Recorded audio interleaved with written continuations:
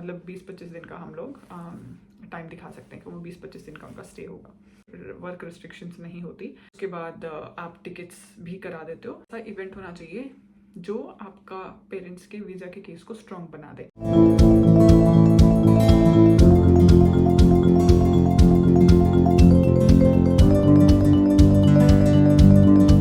Hello everyone, welcome to Australia वाले। आज की वीडियो में हम बात करेंगे कि क्या आप अपने पेरेंट्स को बुला सकते हो जब आप स्टूडेंट वीज़ा पे हो। बुला सकते हो तो कैसे बुला सकते हो और किस तरह बुला सकते हो।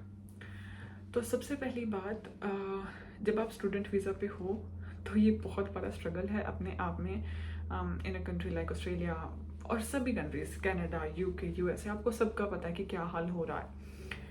तो ये अपने आप में ही बहुत बड़ा स्ट्रगल है कि हम स्टूडेंट वीज़ा पे हैं, हम सिर्फ लिमिटेड नंबर ऑफ आवर्स काम कर सकते हैं, फ़ीस मैनेज करना है।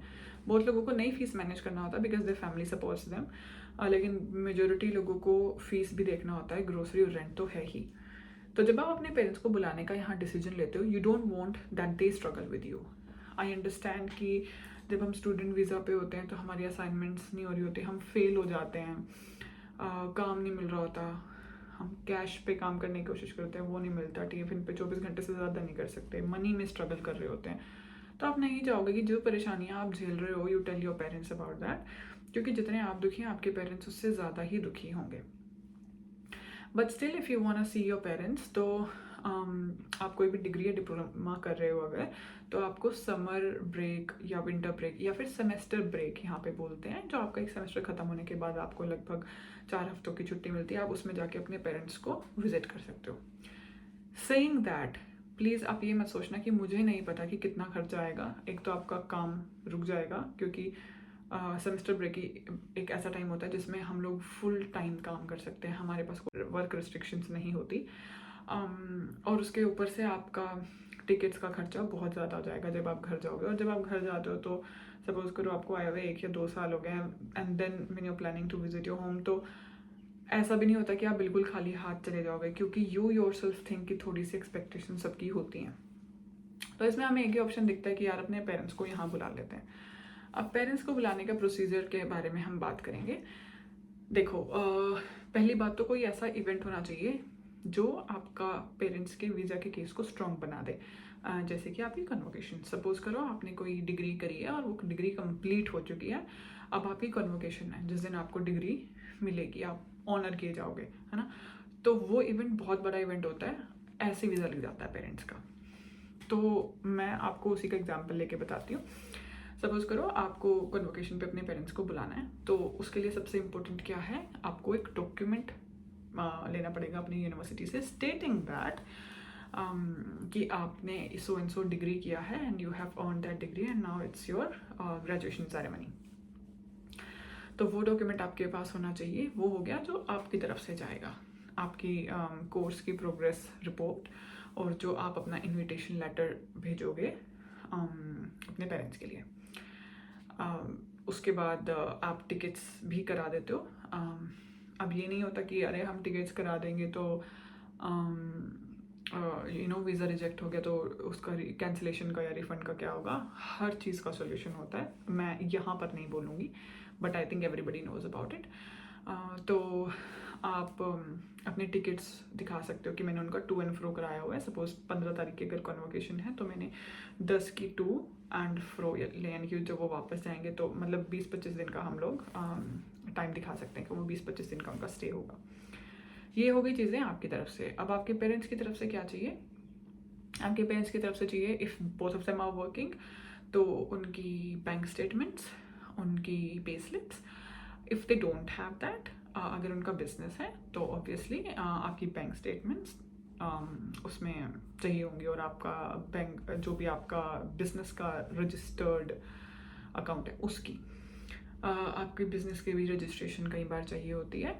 अगर आप जॉब करते हो तो आपकी जॉब से, आपके मतलब आपके पेरेंट्स की जॉब से जो उनका एम्प्लॉयर है वो एक उनको लेटर लिख के देगा जिसमें वो स्टेट करेगा कि हाँ, I don't have any problem कि ये इंसान for so and so that's अपने बच्चे को विजिट करने आ रहा है, ऑस्ट्रेलिया या यूके जहाँ भी। तो आपके पेरेंट्स की बैंक स्टेटमेंट आएगी, उनका लीव लेटर होगा, आपके पेरेंट्स के सारे डॉक्यूमेंट्स, ऑफ कोर्स पासपोर्ट, और ये जो आपका इनविटेशन लेटर वगैरह है सब कुछ। और ये बहुत सस्ता काम होता है, इट्स अराउंड 50,000 रुपीज़, तो ये बहुत महंगा नहीं होता। And then you do the tickets for your parents and all. सिर्फ इसमें एक फ़ाइल रेडी करनी होती है जिसमें सारे के सारे एकेडमिक डॉक्यूमेंट्स, ज़्यादातर ये लोग वैक्सीनेशन भी इन्होंने मांगना शुरू कर दिया, so be ready for that too. अगर आपका कोई नेम चेंज प्रॉब्लम है, शायद मैंने कभी किसी वीडियो में पहले भी बताया था, क्योंकि यूजुअली हमारे पेरेंट्स के नाम में ऐसा प्रॉब्लम होता है, तो वहाँ पे एक एफिडेविट लिखता है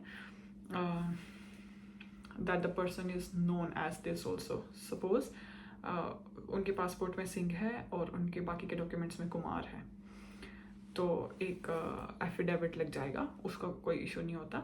बाकी जितनी भी प्रॉपर्टी उनके पास है, जितनी भी एफडी हैं, वो सारा का सारा अपने आप को फाइनेंशियली कैपेबल दिखा के जाएंगे। कोई ज़मीन नाम है, प्लॉट नाम है उनके पास एफडी कितनी है। आई थिंक मुझे लगता है कि वीज़ा में ना मनी बहुत ज़्यादा इंपॉर्टेंट है। तो आप कितने फाइनेंशियली इंडिपेंडेंट हो, कितने फाइनेंशियली स्ट्रॉन्ग हो इंडिया में, ये डिपेंड करता है कि आपका वीज़ा सक्सेस रेट क्या रहेगा। और उनके मेडिकल भी होते हैं फिर, तो वो भी वो करा लेंगे। And I think that's it. बस यही है कि आपकी तरफ से जो डॉक्यूमेंट होने चाहिए वो लेजिट होने चाहिए। आपको इनविटेशन दिखाना पड़ेगा कि कोई रीज़न है जिसकी वजह से आप अपने पेरेंट्स को बुला रहे हो। And then again I would suggest कि अपने पेरेंट्स को तभी बुलाओ जब आपके अंदर कैपेसिटी हो। वो अपनी टिकट खुद से लेके आ रहे हैं, अपना खर्चा खुद कर रहे हैं, नो पॉइंट। आप यहाँ आ गए और उनको आके खुद से सब कुछ करना पड़े, देयर इज नो पॉइंट। इससे अच्छा वहीं रहें। तब बुलाओ जब आप इतने कैपेबल हो कि आप उनको ऐसी लाइफ दे सको जैसी आपने सोची थी। ये मैंने बड़ा जनरल सा बताया है। अगर आपको इसकी प्रॉपर चेकलिस्ट चाहिए, we can share that. maybe I'll make a video, or I can maybe share in the comment section. Let me know if you have any doubts. I'll see you in the next video. Take care of yourself. Bye.